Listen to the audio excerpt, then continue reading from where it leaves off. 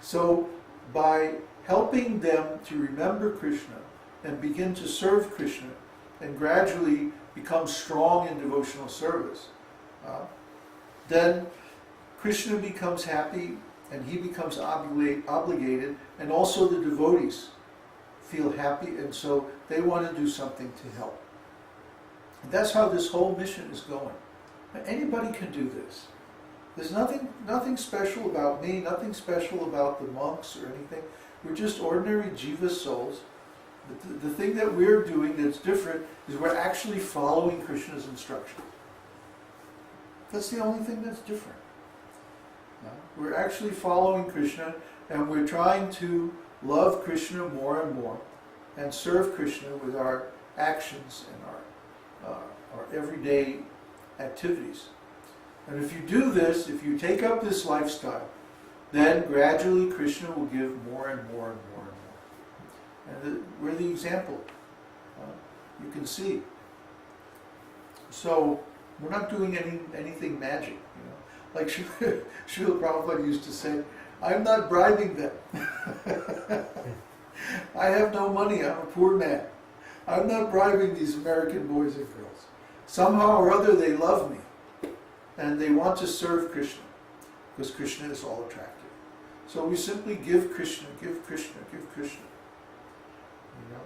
And we hope that our students can receive this teaching in the right spirit and take it up with their own initiative and push it on further by their own devotional service.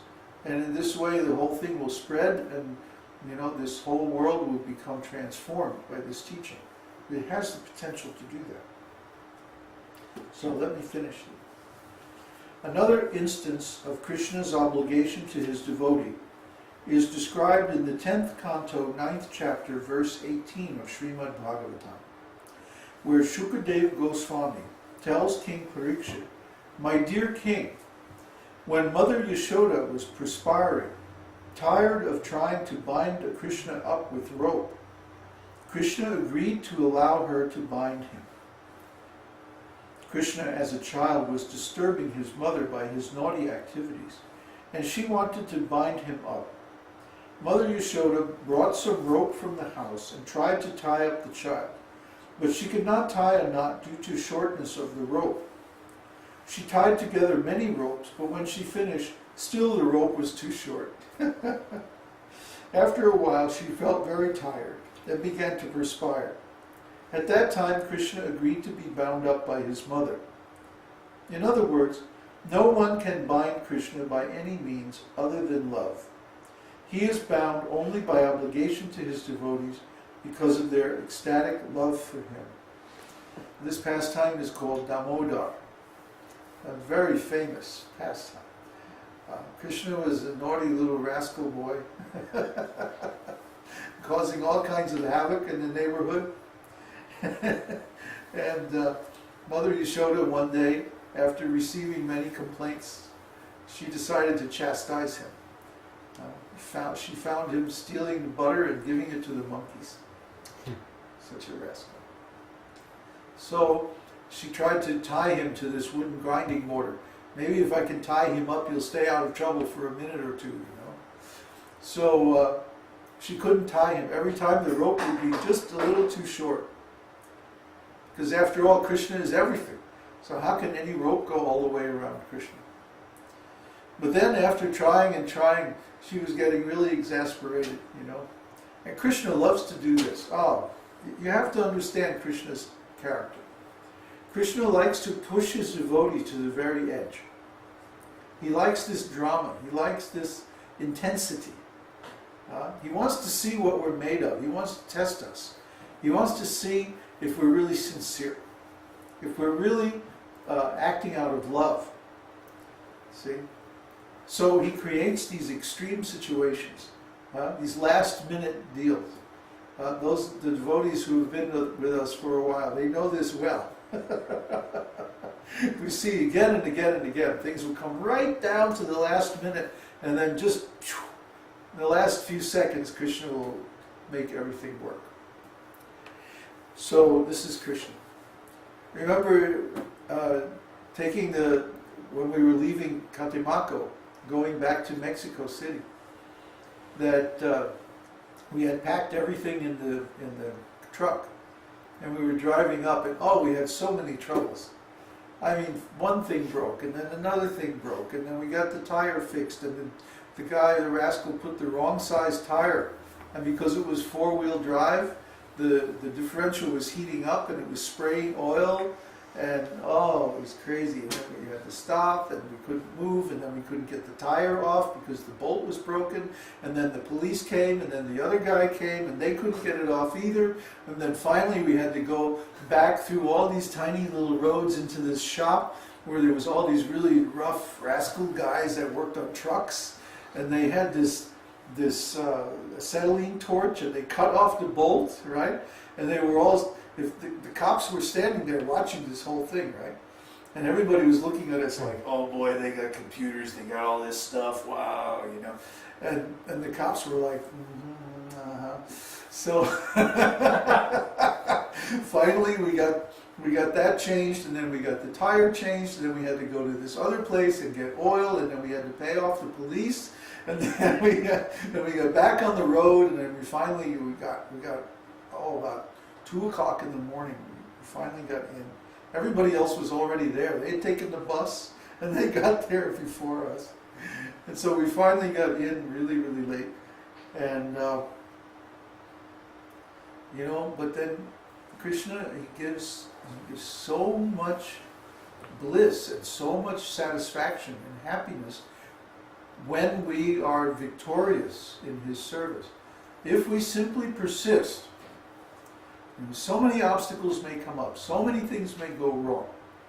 In Srila Prabhupada's pastimes, every single temple that he tried to buy, the rascals tried to cheat, especially in India. Oh my God, every trick in the book, And there was one in Mumbai, which they called Bombay at that time. And the temple was in a very posh beach area. Chowpatty. No, not Chowpatty. Juhu. Juhu beach. Yeah, Juhu, a very nice upper class, right down the street from Bollywood. I mean, all the stars live there, and it's very posh. It's like Hollywood or what's that place right next to Hollywood? Beverly Hills. Beverly Hills, yeah, someplace like that.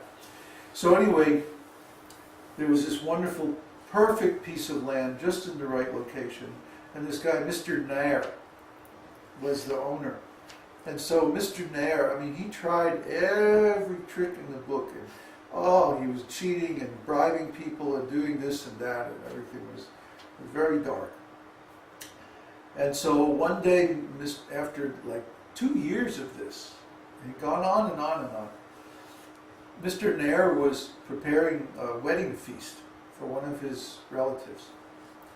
And in India, they have, especially if they have a big feast or a big party, they'll bring these cooks in, and they have these huge woks, and these big burners like candy stoves fed with gas, Yeah. Right? And they put these huge woks, and then they prepare all the food, like that. So before this wedding feast, Mr. Nair was there, he's checking the cooking work, and he slipped on the floor and fell into a wok full of boiling ghee. Oh. That was the end of Mr. Nair. So when they told Prabhupada, he just went, yes, Kṛṣṇa has taken him. Like that. So don't cheat the devotees. This is very bad. So, but Kṛṣṇa creates these dramas to show. One reason he creates them is to show our defects. Like if we don't persevere, if we start to doubt, how could there be so much trouble? If Kṛṣṇa was really God, or if Kṛṣṇa really wanted us to do this, then there wouldn't be any difficulty. Everything would go smoothly. But everything doesn't always go smoothly. So Kṛṣṇa is testing. He's saying, is this devotee really strong? Are they really determined? Are they really going to stick it out? Are they really going to go through with everything, no matter what, because they know that this would please me. He wants to see. He wants to know. Is this devotee really sincere or just a nonsense? Are they going to doubt? So he'll make so many causes for doubt. If you want to doubt, Krishna will give you every reason to doubt. See? But if you're simply determined, you just don't give up. You just don't give up. You don't become frantic. You don't become angry. You don't become upset. You don't get all hot under the collar. You simply persist. And at some point, Krishna will say, okay, he's sincere. And then Krishna will arrange it and everything will happen. That's our experience.